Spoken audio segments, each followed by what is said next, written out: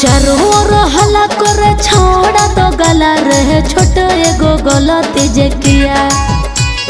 चारों ओर हल्ला करे छोड़ा तो गला रहे छोट एगो गलती जे किया। यगे गाँव घरे करो छिया छिया गे फलानी धिया गिदर कैसे हलो बिना बिहार। यगे गाँव घरे करो छिया छिया गे फलानी धिया गिदर कैसे हलो बिना बिहार।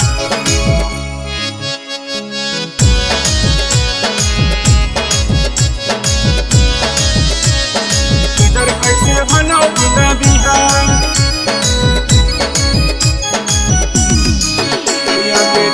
घरे करो छिया छिया गे फलानी धिया गिदर कैसे हलो बिना बिहार।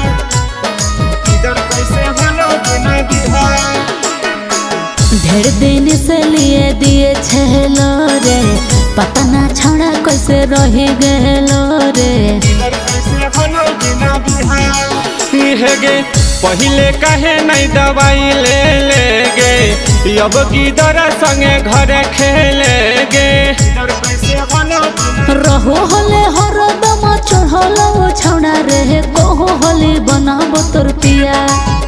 अरे रहो हले हरदम चढ़ल छौड़ा रे कहो हले बनाबो तोर पिया।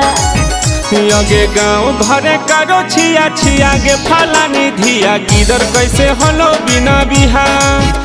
यगे गाँव घरे करो छिया छिया गे फलानी धिया गिदर कैसे हलो बिना बिहार।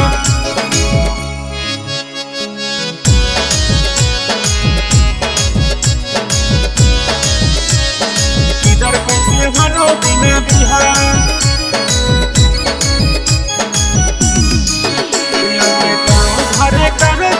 छिया गे फलानी धिया गिदर कैसे हलो बिना बिहार। गिदर कैसे हलो बिना बिहार। हेरे हमारो मन हलै पूरा गद गद रे तोहरा काहे छौड़ा हो दर्द रे। गिदर कैसे हलो बिना बिहार। गे पूरा गाँव बात चलो तोरे बारे कैसे हलो छौड़ी गे कुवारे। हेरे भाई जी निरंजन सुने हमारो बतिया रे तोर काहे फटो हो छतिया। हेरे भाई जी निरंजन सुने हमारो बतिया रे तोर काहे फटो हो छतिया।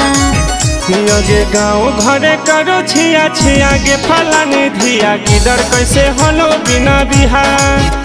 यगे गाँव घरे करो छिया छिया गे फलानी धिया गिदर कैसे हलो बिना बिहार।